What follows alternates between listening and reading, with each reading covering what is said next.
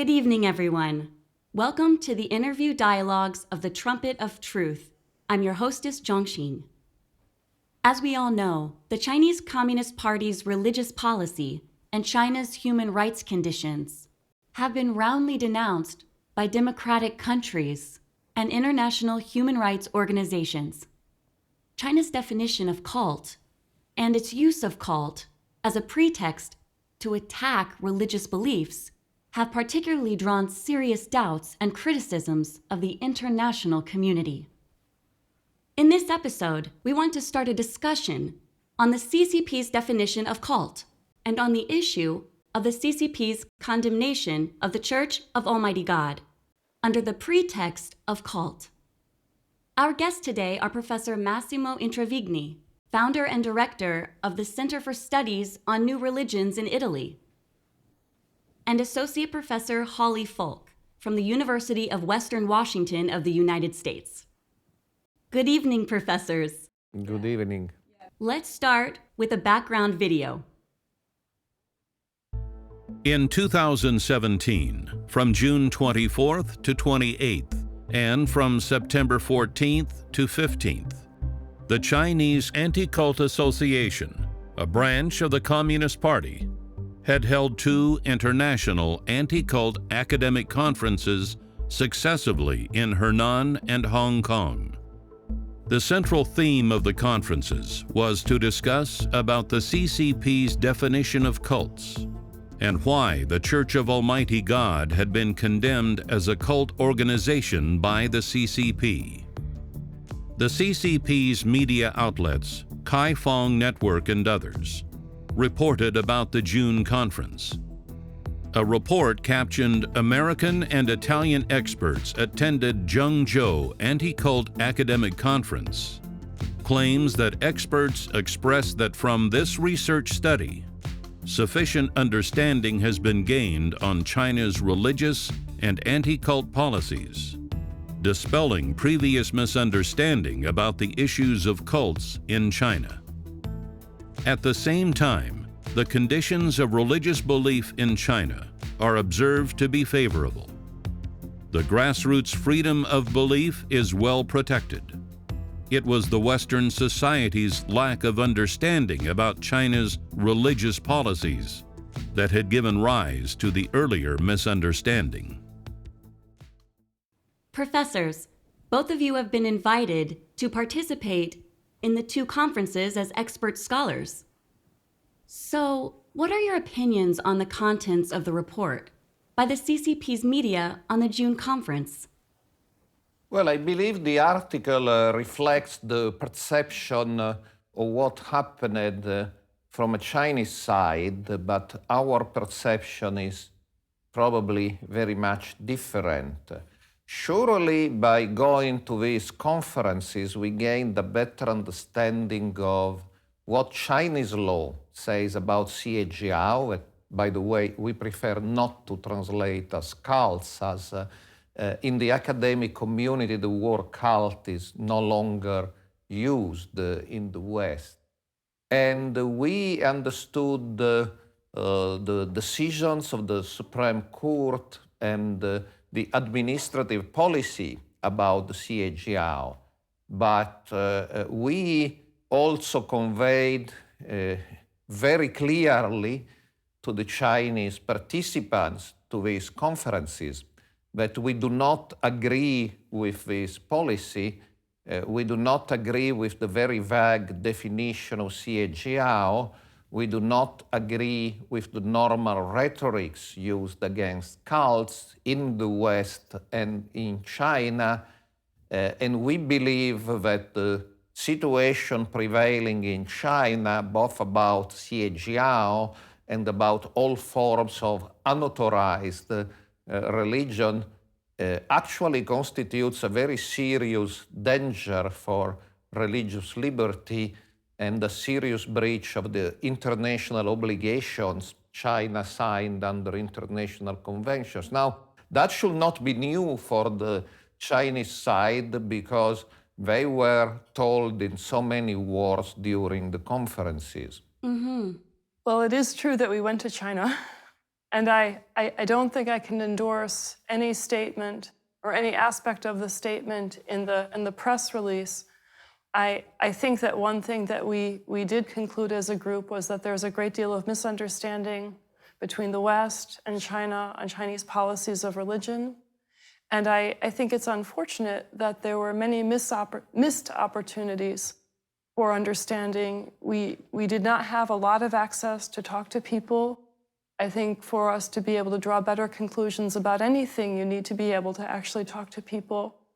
And I think the most unfortunate thing was I think that we, in several moments, both in June and September, we found ourselves talking past each other with different understandings and different priorities. And that actually makes me very sad and hurts my heart, because I think the world works better when there is a freedom of religion and also freedom of information. Professor Folk just mentioned that you only had little chance to talk with the local religious groups during the research study.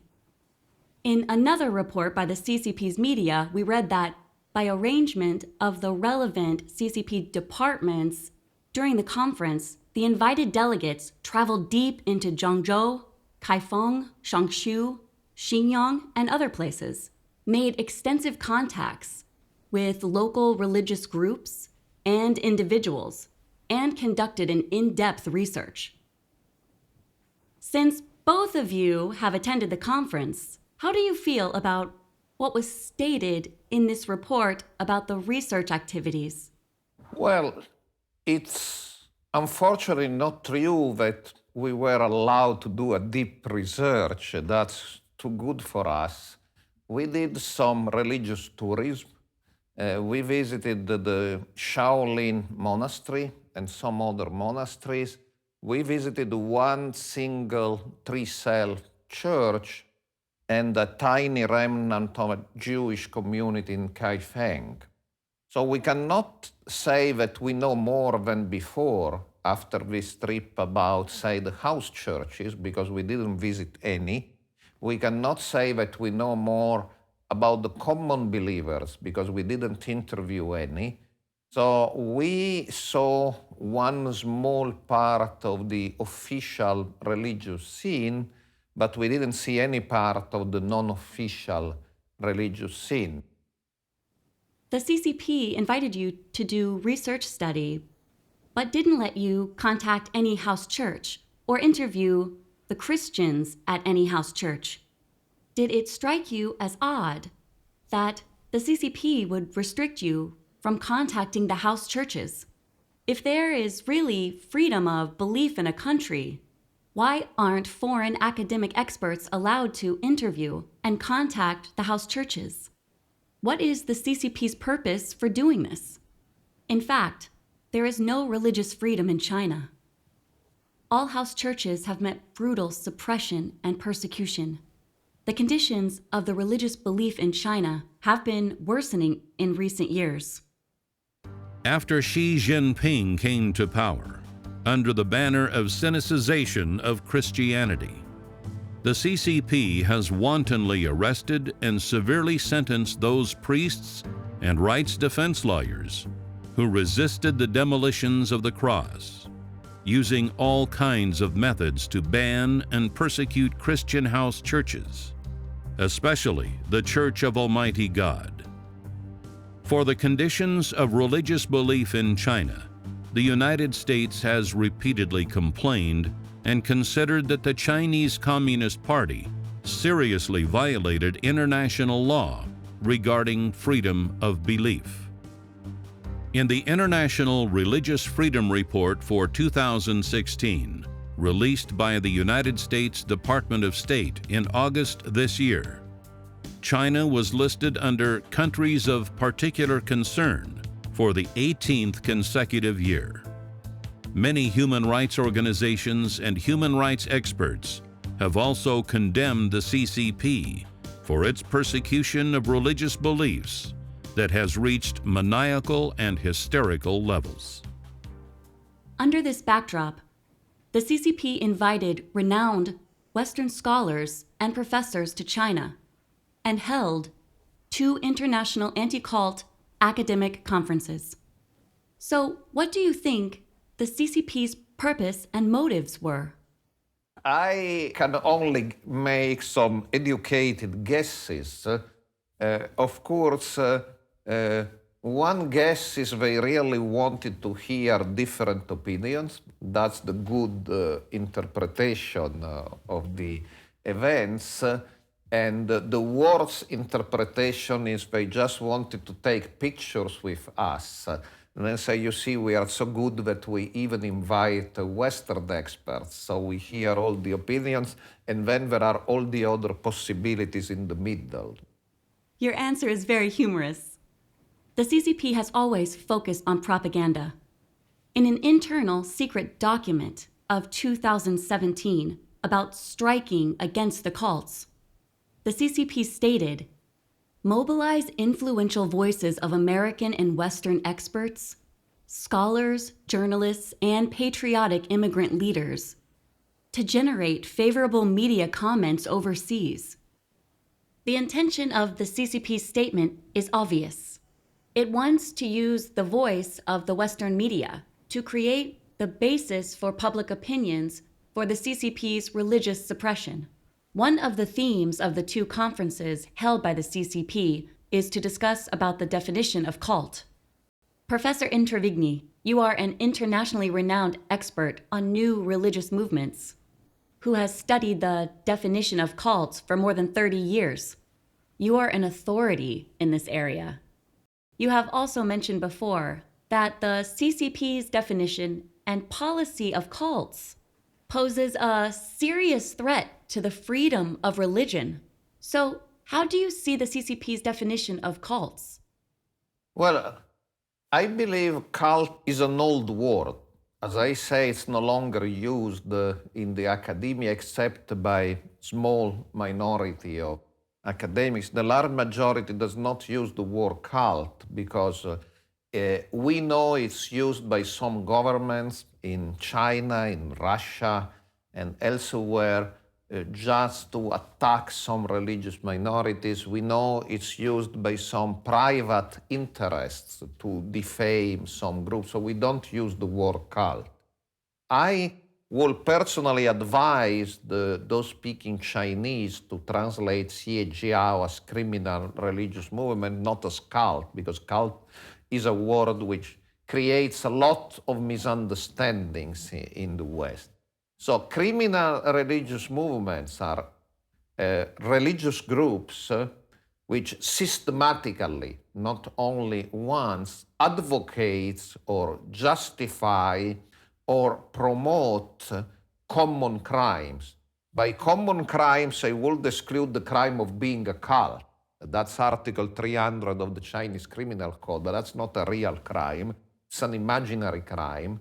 I'm speaking of very real crimes such as rape, terrorism, homicide, even gross economic crimes such as international money laundering or international tax evasion. These are real crimes. And if a religious group systematically advocates and practices these crimes, terrorism, violence, rape, child abuse, international economic crimes, this is a criminal religious movement. I would strongly advise, and that's what I did in the conferences, everybody interested in the issue of Xie in China to abandon the old category of cult and to focus on criminal religious movements. And the test is, can we prove that they committed common crimes such as terrorism, rape, child abuse, violence, etc. That's the test. And commit systematically. Mm-hmm. Professor Falk, what do you think? I think at this point, new religious movement scholars agree that the word cult is almost always reserved and used for a religion somebody does not like. Cult is a label that a group in power uses to disempower a group that they want to put outside of society. And that also, I think, is very unfortunate. I think one of the interesting but frustrating things about our research this past summer is we found ourselves discussing and even debating what is a xiejiao and how can you use the word cult. The word cult and the word xiejiao has become very, very multivalent, carrying many meanings and being very slippery, and it makes communication very difficult. This was, in all seriousness, I think, the primary point of discussion when we were in China in our summer meetings, that we burned through an enormous amount of time simply arguing over definitions, and I think that that's unfortunate. Well, it's unfortunate, but it's also the crucial point.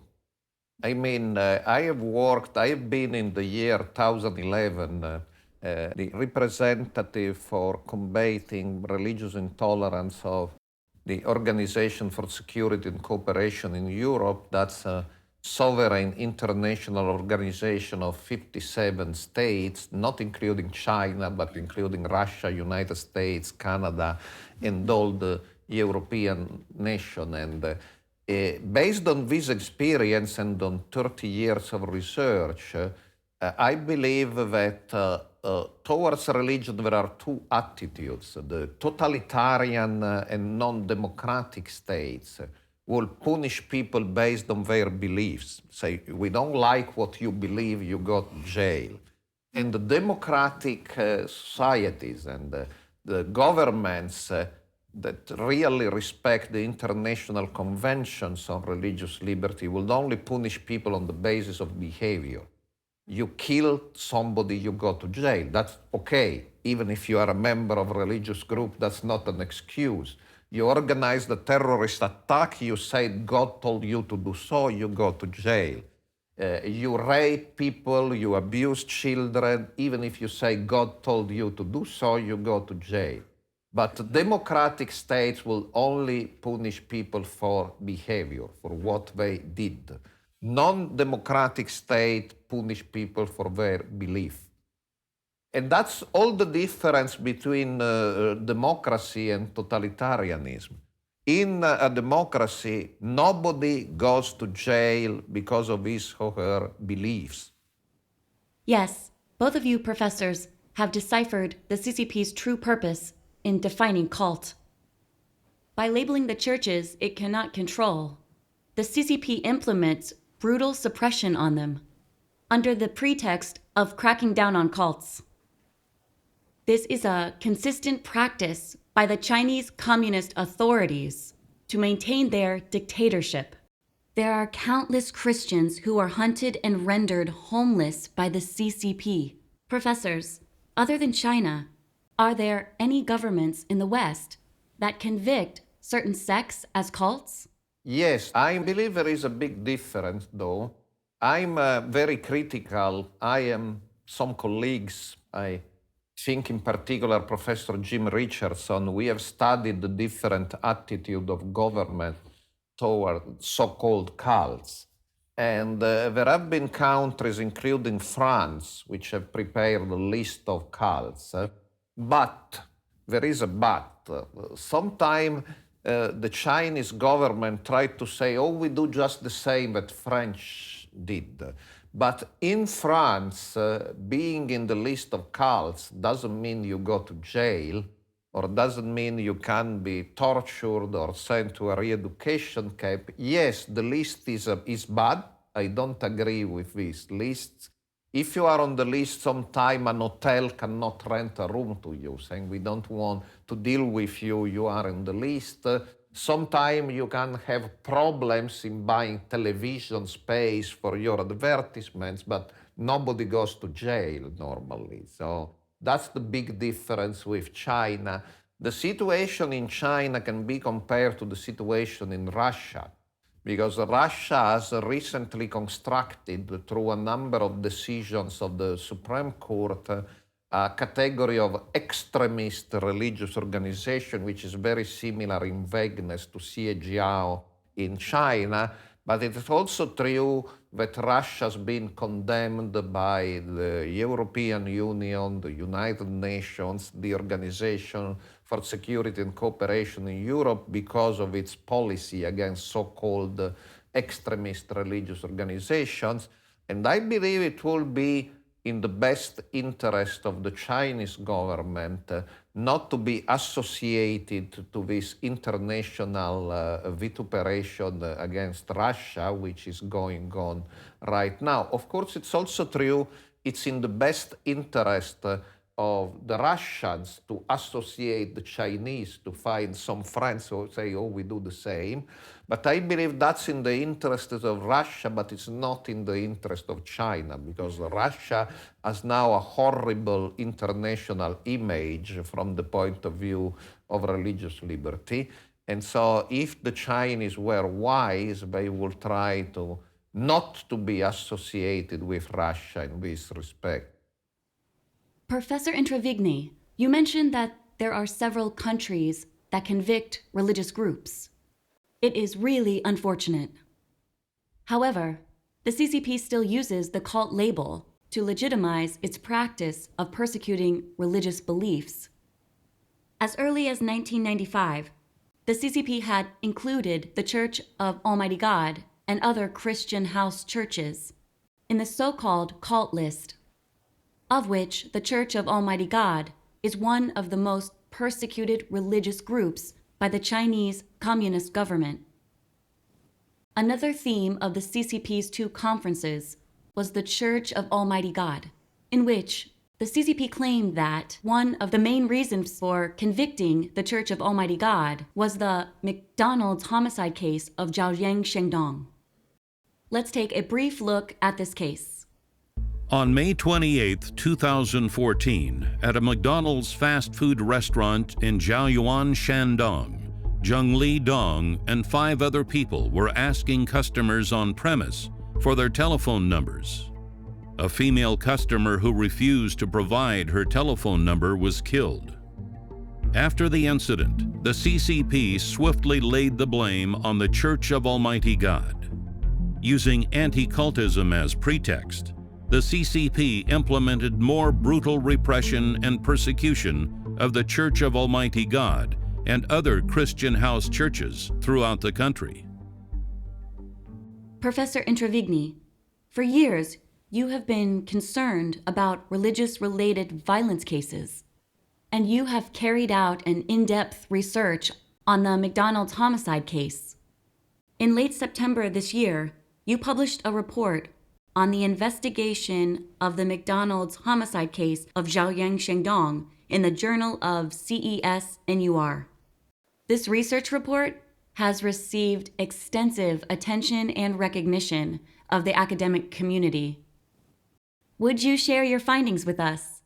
Because I was invited by the Chinese Anti-Xie Jiao Association, I took an interest in the most horrific crime, that's the McDonald murder in 2014, and on the basis of documents published by CCP-related sources, not by the Church of Almighty God, but the official Chinese sources, my conclusion is the group that perpetrated the McDonald's homicide in 2014 was not part of the Church of Almighty God. And I believe all the other incidents should be studied one by one. It's very easy to defame or label a group based on generic accusations or stereotypes. Scholars normally don't work in this way, but try to study all the single incidents and slowly come to conclusion about these incidents one by one. There are a number of significant documents about the McDonald's case, but the most relevant documents are the statements the defendants gave in court and in some interviews they gave to official CCP-controlled media. And here there are at least 3 points clarifying the issue. Point number 1, Zhang Fan, one of the defendants who was executed, and one of the leaders of the group, was asked whether she contacted the Church of Almighty God, and she answered she would have liked to, but since the church was banned and underground, she was not able to. So that's are the very words of Zhang Fan. We don't need interpretation, it's completely clear. The second element is we know, and that's the very core of the story, that these people entered a McDonald's diner, asked for the phone numbers of some people, and when one lady didn't give the number, they pronounced them an evil spirit like in 30 seconds. Now, for those who know the Church of Almighty God, your criteria for recognizing an evil spirit are very complicated, and surely nobody in the Church of Almighty God will recognize an evil spirit, let alone take dramatic action against it in 30 seconds. And the third point is the core belief of this small group was that the Almighty God was one soul in two bodies, and these were Lu Yinchun and Zhang Fan, the two leaders of the group. Now, obviously, the Church of Almighty God believes the Almighty God is a different person from these two ladies of the small group. So I believe it's crystal clear from the very documents published by CCP-related sources that the group of perpetrators of the horrific crime in Shaoyuan was not part of the Church of Almighty God. Yes. First of all, I've known Massimo for many years now, and I am very impressed by his ability to do research. And I am not as conversant in the timeline or the facts as he is. But I'll make an observation in general about religion. Now, leaving aside the McDonald's case for a moment, if you have a city of 300,000 people, basic math or statistics says there will be a murder sometime in the course of a year. And that may have absolutely nothing to do with the church or any other ideology they belong to. You know, that I believe Massimo and that the people who did the murder were not believers at the time that they did the murder. But even beyond that, I do not think that there has been any evidence produced to say that the Church of Almighty God orchestrated this. In all seriousness, one of the largest religions in the United States is Catholic. The second largest religion in the United States is Baptist. And it would be very easy to say that most murderers in the United States are Catholic or Baptist. And so, you know, you have to sort of think, even if somebody has a religious identity, that may not be particularly linked to their behavior. And in the case of the people who did the murder, I think that they were very crazy people. And I think it was very, very tragic that this woman died. But I think that if anybody is going to make statements blaming a religion, there needs to be a stronger chain of evidence to say that the religion or the religious ideology or leaders in the religion were causal. And it does not seem to me that evidence has been produced so far. And it would also, of course, doesn't make sense for the Church of Almighty God to go around, ask for phone numbers of people and killing them in diners where they are eating their Big Mac. That will not be, for a large church, a way of making itself more popular or more believable. So the idea of a conspiracy doesn't make sense. And also it doesn't make sense in the light of the theology of the Church of Almighty God that forbids forcing people to convert. I believe the only possible connection is they read some books of the Church of Almighty God. We don't even know this for sure because they quoted the wrong titles during the trial. But as I said, if they did, when asked whether they had physical contact with the Church of Almighty God, one of the main defendants said we could not find the church. So she, Zhang Fan, denied they had any physical direct contact. Perhaps they read some books, but that we cannot know for sure.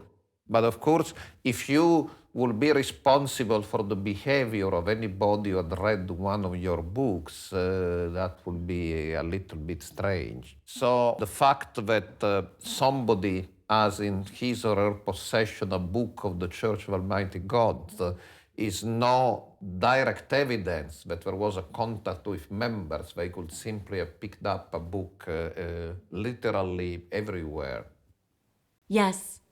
Professor Introvigne, I have just listened to your findings, and you think that the McDonald's homicide was committed by a microgroup that had nothing to do with the Church of Almighty God.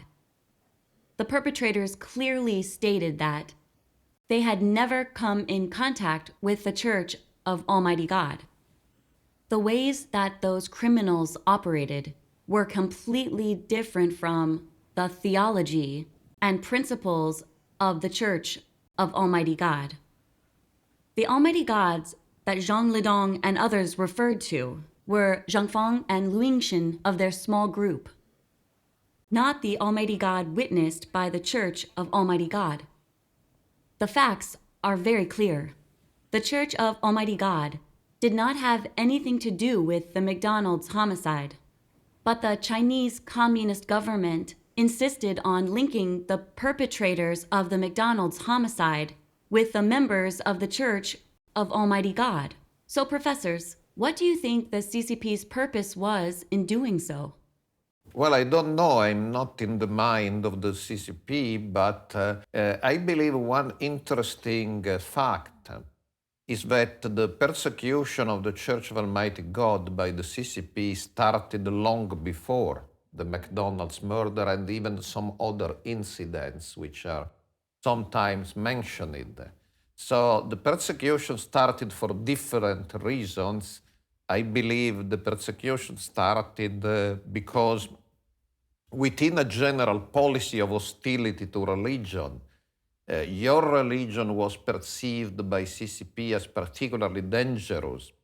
And once the persecution was started, these critical incidents were used to reinforce and to justify the persecution. So the McDonald's murder was a convenient opportunity to justify the persecution, but the persecution started long before. So sometime in reading even some, I would say, gullible Western media, which bought a very simple propaganda coming from China, it seems that the sequence of events was as such. First, you committed the horrific McDonald's murder, and because of this second, the Chinese authorities started putting your members in jail. But in fact, it's the other way around. The Chinese authorities were putting your members in jail for more than 10 years when the McDonald's murder happened. And so the McDonald's murder was used as a justification or support to explain to the world why your members were being put in jail or re-educated in labor camps or wards. Yes. Since the founding of the Church of Almighty God, the Chinese Communist government has not desisted in persecuting the Church of Almighty God. According to incomplete statistics, just between 2011 and 2013, more than 380,000 Christian members of the Church of Almighty God had been arrested for normal religious activities, such as gathering and preaching the gospel. On the third day after the McDonald's homicide, before the case had even been heard, China's Ministry of Public Security used the May 28th McDonald's homicide case as a pretext and openly announced to take special rectification action against the Church of Almighty God, even deploying the armed police and regular troops to conduct arrest of Christians of the Church of Almighty God. Obviously, the reason why the Chinese Communist Party blamed the McDonald's homicide case in Zhaoyang on the Church of Almighty God was to find a justification to condemn the Church of Almighty God and to generate public support for the full-scale suppression and banning of the Church. The CCP suppresses the Church of Almighty God so frantically. So, what kind of church is the Church of Almighty God? Professor Falk, we heard that you had done some research on the Church of Almighty God, and you know more about its teachings. We would like to know how you look at the Church of Almighty God. Well, I see the Church of Almighty God as an authentic Christian tradition. I think what is fascinating for me about the Church of Almighty God is its intellectual and theological lineage within Christianity is very, very rich. And that is something I hope to study more. Since the Church of Almighty God is a genuine Christian church, why would the CCP condemn it as a cult for attack and persecution? How do you look at this? I believe the background is the CCP and the Chinese regime have tried for many decades to build a system where religions are highly controlled by the government. So your church is obviously not controlled by the government.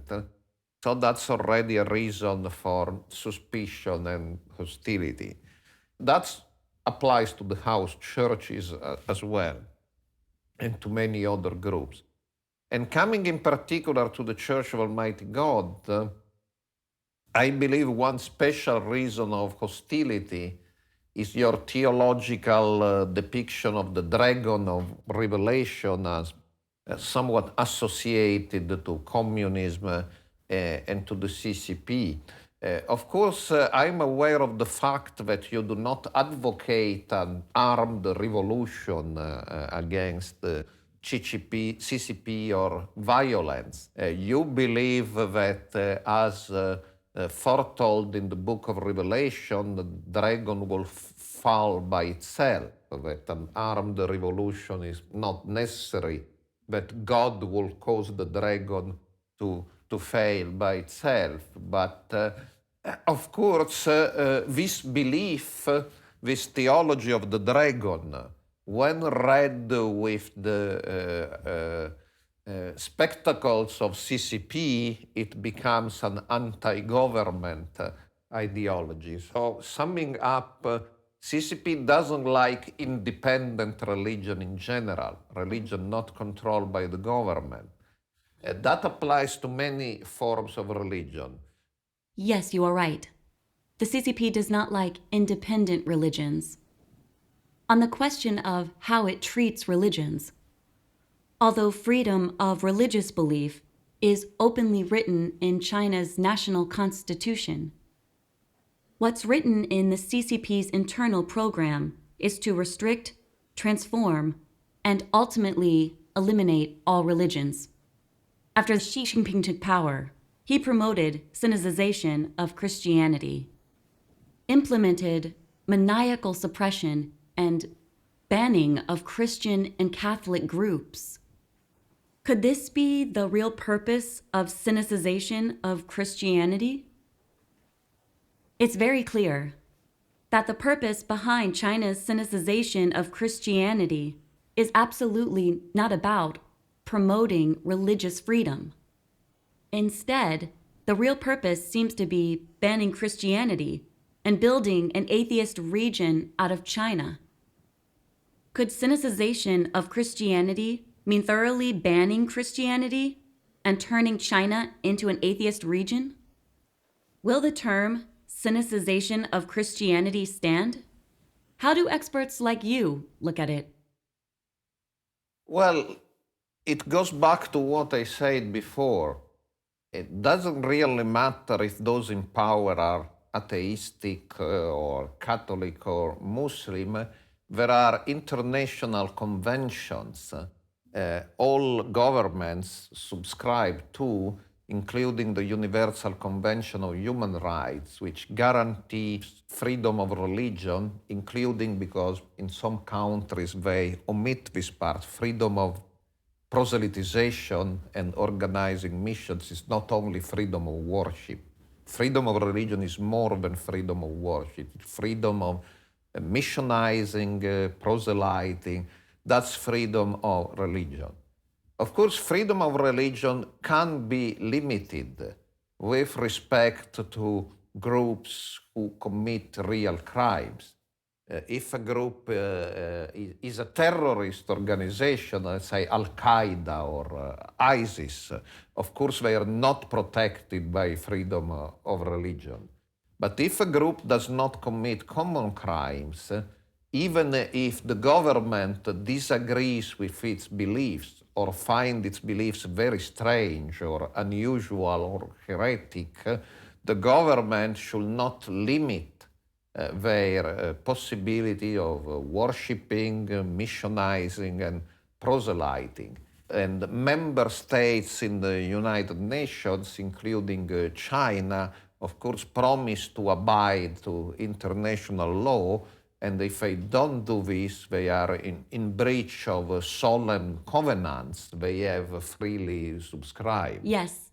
I think in China, and also ironically in the United States and many other countries, we aspire, our goal is to have religious freedom. And I think even in China, there is the goal that people should be able to believe what they want, but then the behavior part is very, very curtailed. And so proselytization, meeting for worship, these are elements which in the West would be regarded as part of religion. In China, I think they are sometimes understood as creating social unrest or spreading a dangerous ideology. If you have a religion private and you can never speak about it and you can never act on it in a religious sense, now leaving crimes aside and simply talking about worship activities, if you are forced to be entirely private and keep your things to yourself, you're not really able to do your religion, right? You have a private fantasy about religion, but you don't have real freedom. Well, we thank Professor Introvigne and Professor Falk for sharing their views on the CCP's definition of cult with us today, as well as exploring the reasons for the CCP's attack and suppression of the Church of Almighty God. We thank our two guests for participating in our interview dialogues. Thank you for watching.